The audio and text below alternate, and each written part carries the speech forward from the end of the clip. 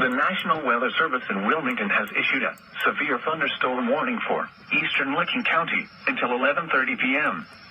At 11:14 p.m., severe thunderstorms were located along a line extending from 6 miles southeast of Utica to 8 miles east of Thornport, moving east at 60 miles an hour. Hazard, 60 miles an hour wind gusts. Source, radar indicated.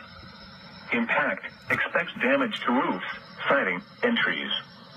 Locations impacted include Newark, Hanover, Martin, St. Louisville, Gratiot, Toboso, Fallsburg, Brownsville, and Purity.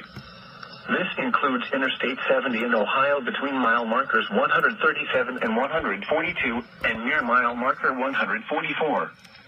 For your protection, move to an interior room on the lowest floor of a building.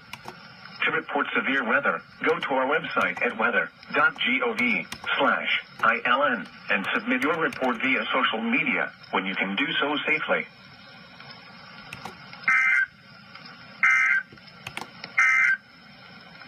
Now for